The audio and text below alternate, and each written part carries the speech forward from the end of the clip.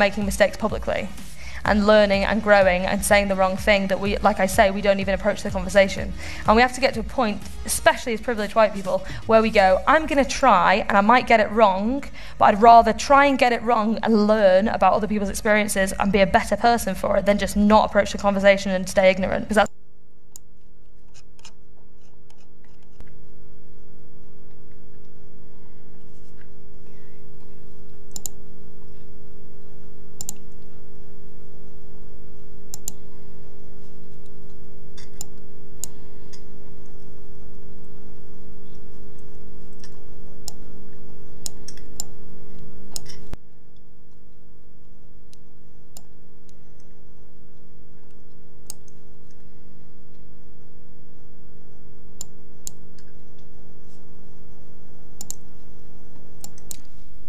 Everything from granting human rights to children to granting access to food as a human right, or deeming it as a human right I should say.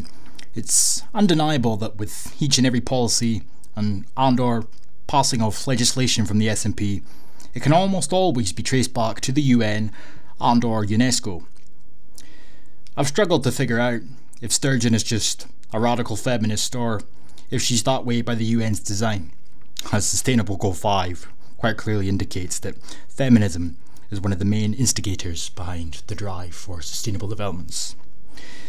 Anyhow, the latter becoming more plausible in my opinion, as the SNP have proven themselves to me, as far as I'm concerned, to be a fake party, with the sole purpose really being to retain power as well as obeying their overlords, obviously. Prevent the ship from veering off course, you could say. Independence would be a bonus throughout all this, but they'll settle for destroying Scottish nationalism above all else, as you're starting to see now. The same thing is beginning to happen in Wales as well, with their own version. Both of whom just happen to be identical to the Swedish socialists, identical to the New Zealand PM, identical to the progressive gurus in Ireland, identical to the progressive twats across the pond in America, identical to every UN-planted government official all across the West, it seems.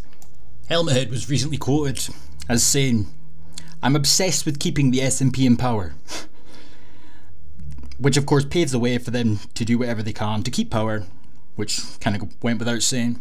But more importantly, I guess it's a forewarning in a sense, or a premonition, as when they inevitably win all subsequent elections from here on out, it'll appear somewhat organic, with the aforementioned claim used as proof. Speaking of the UN, their Sustainable Development to-do list was one of the first things Helmet Head actually accepted on our behalf, thus changing our country accordingly as the years have rolled on, with the latest publication in regards to the police force not really deviating from that trend. As with every government publication that comes out, as well as the UN's own website, the standard procedure seems to be including multiple references to stakeholders, sustainability, diversity, etc., followed by an overwhelming amount of word salad, for lack of better words, which does nothing to answer the questions as to what the fuck this garbage has to do with the police force, as their job role is to, supposedly anyway, to serve and protect, to keep law and order and so on, not to undertake the role of some community building social justice friend network. But anyhow, Rainbow Unicorn Land. Our approach. This strategy will clearly set out why we need to change, what we are trying to achieve, and how we will do it. Our purpose is to improve the safety and well-being of people, places and communities in Scotland, and our vision, which is sustained excellence in service and protection, current demands on policing in terms of crimes, yada yada, how Scotland will continue to evolve to 2026 and what the implications are for policing. Key conclusion is that demand for our services will grow and we will need to be more agile and flexible to respond to threats, risks and harm in public. Our commitment to maintaining legitimacy and remaining relevant to changing needs. We endeavour to meet community needs and expectations. All this talk of communities, all this talk of pandering to communities and changing accordingly, I really don't understand it. They never elaborate. Our whole workforce, we're people-driven organisation and have taken into account our workforce's views and futures. Their experiences, ideas and positive engagement will be crucial to the success of the strategy, valuing our workforce and are committed to investing in the development and well-being. Our personnel are motivated by a strong desire to serve their communities. As an organisation, we need to make sure that we look afresh as to how we can motivate, enable, develop, empower and reward our people. Why the change? Policing in Scotland is complex. It is also about working with people and communities to prevent crime, reduce harm and improve safety and well-being, while maintaining public visibility. To do this effectively, we must understand and respond to the accelerating pace of change in society. The accelerating pace of change. Be interesting to see what they mean by this, if they elaborate at all. Key points. The journey of police reform has started, much has been achieved, but still more needs to be done. Of course, with the proverbial use of sustainability coming up twice, but in the same paragraph. Scotland's communities are growing and continuing to diversify. Is that so? And again, who asked for this? Nobody asked for this, but it continues to happen regardless. But at a much slower pace than the rest of the UK. So again, when they refer to the diversification of Scotland, it's kind of like they're forewarning you in a sense, because they're currently in the process of adapting and reinvigorating society in order to accommodate the diversity that they are yet to import, it seems. Or is this a means to encourage the diversity that you wish to see? Who knows? Terrorist threats Scotland and the UK faces are more diverse than ever. Oh, for fuck's sake. The needs of people in society are changing. The scale and shape of demand is changing. Demands on policing are growing and increasingly focused towards addressing vulnerability and the consequences of inequalities. Inequalities, of course. And of course, where did they get that word from? Where do they always get these words from? The UN, UNESCO, as per usual. Inequalities. In order to meet the evolving needs of all of the communities, we must create the capacity to focus on prevention and prioritise protection based on threat, risk and harm. To improve the positive effect of local policing, we must encourage meaningful local collaboration with all partners, recognising the added value third sector organisations can bring. They are utter cancer. These third sector organisations are absolute cancer. Point in case, the latest from feminist campaigners insinuating that there's a gender pay gap in Scotland now. Yes, that's right. We've gone past the days of gender pay gaps and gender play gaps now. Or how about the charity So White, which has gone viral? The anti-race campaigners in Scotland doing their bit to consistently create the very division they claim they're trying to erase. The next phase of reform will require innovation at all levels. A long-term strategic approach will ensure that Scottish policing is sustainable again. Our strategy is based on 5 key areas of focus: protection, prevention, communities, knowledge and innovation. Our focus will be on improving the impact of our policing services, continuing to drive improvements around protection based on a clear assessment of threat, risk and harm, making productive use of all resources to create capacity to focus on prevention, addressing enduring problems facing communities, and we all know which communities are referred to. We will demonstrate leadership in public service improvement, improving and developing new services. We will constantly examine our performance and innovate to remain sustainable and effective. And why did they never elaborate? Because I don't really think they know what they're talking about when they refer to sustainability and efficiency. Despite a changing world, what do you mean a changing world? It's only changing because the powers that be are making these changes, forcing these changes even. Our values of fairness, integrity and respect will remain constant, as will our commitment to a rights-based approach to policing. Of course, right-based approach. Interesting why that's in bold, considering the adaptations to our legal system throughout the past few years, thanks to Helmet Head, all these new and improved rights. Who do you think that's going to benefit in the future? Why must we continue to change?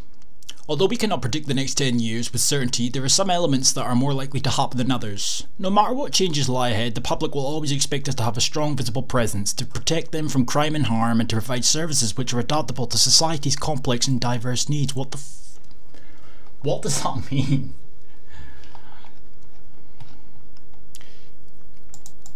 So apparently they're entering the next phase of reform. As the pace and complexity of change continues to increase around us, our focus must now be on working with others, including communities themselves. We need to organise policing services around the changing needs of the citizen and emerging areas of threat, harm and risk. New threats and demands mean that we must create a more diverse, multi-skilled and experienced workforce. Is that so? Of course. Our focus for the future will be to ensure that we deploy this different mix of people and capabilities. You know, it's funny, all these people that talk about progression and inclusion, etc, etc, etc. It's rather remarkable how we've regressed so much in so little time. Gone are the days where diversity of thought, was all that was required to make a business successful. Now it was absolutely all about diversity of skin colour. The less whites, the better. It's the truth of the matter, is it not? Society is changing. We understand that the demand on policing is changing, and also that society is changing too, with Scotland's populace growing in size and is getting older. Nothing being done to rectify that though, eh? It's expected to grow to up to 5.5 million over the next decade, with the bulk of the populace growth from international migration. Again, they've got these projections that have indicated a growth in the populace in the future. Neighbourhood and virtual communities continuing to change and evolve, with people more globally connected. Oh, here we go. In some communities, social and economic changes will lead to social isolation. Income inequality may continue to increase, with some predictions suggesting the top 10 earning population will earn more than the bottom 40%. And what has this got to do with the fucking police? What has this got to do with the police force? Alcohol consumption will continue to be prevalent, especially in the home. What has this got to do with the police? Impact on policing. The issue of alcohol and drug misuse will continue to influence crime in society. Continued inequality will place a high demand on policing, yada yada. More preventive approaches will be required to intervene at early stages to reduce the potential for harm and manage demand on services. You're going to intervene. Example of the left-wing establishment in Scotland interfering at every given notice. Changing nature of crime and incidents. The working age populace will have increased by over 100,000, and it is likely that people will be working later in life due to increased life expectancy. Inequality in the workplace will have reduced, and women will have continued to make improvements in their social and economic positions. Are you being serious? Are you actually being serious? You're just taking the mantle straight off Hammerhead Sturgeon and pretending that women are oppressed. And thanks to her miraculous intervention into society, they're finally now starting to make progress. Pull the fucking other one. Millennials will now become the largest group within the workforce and will have different priorities. Few will plan to stay in one career for life, so employers will have to change how they attract and retain talent. What has this got to do with the police? And again, I love how this utter nonsensical diatribe is all printed out nice and neat, and it just kind of gives you an insight into the future, because they've got it all planned out. They're dictating how people will act, how they will operate, where they will go, and what they will do. And it's all written out here for reasons unknown. But here we go again. Oops. The environment's changing, with climate change continuing apace. Summer months are more likely to be hotter and drier on average. Are they aye? Are they fucking aye? Heavy rainfall, storms and floods have increased in Scotland. No, they've not. Increasing risk and disruption across society. You know, this is such bogus BS, man. Focusing on localism, diversity in the virtual world. Enabling and encouraging communities and individuals to build resilience, recognising society will be stronger through a collective responsibility for safety, security and well-being, supporting communities to be safe, cohesive and sustainable places. Fucking sustainable again. Supporting our communities to be safe, cohesive, where people respect and support each other. Whoa, just pure tripe.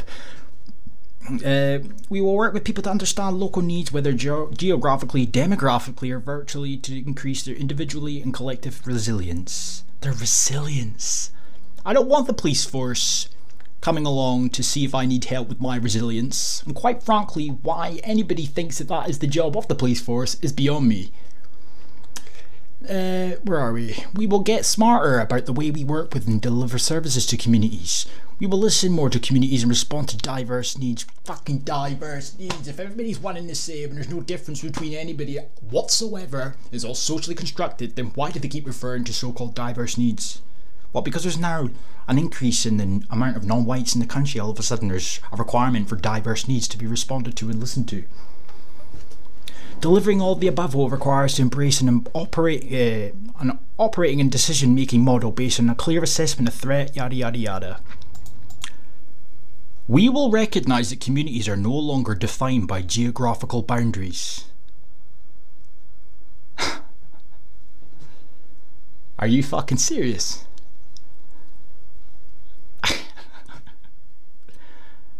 Well, now I'm stumped. Promoting resilience within communities, enabling us to prioritise our response resource on high threat and risk incidents. Communities should be able to influence decisions that affect them. Central to our approach to all aspects of policing and working with partners across diverse communities. Fucking Jesus. I can't get over that. Geographical boundaries. No borders, no wall.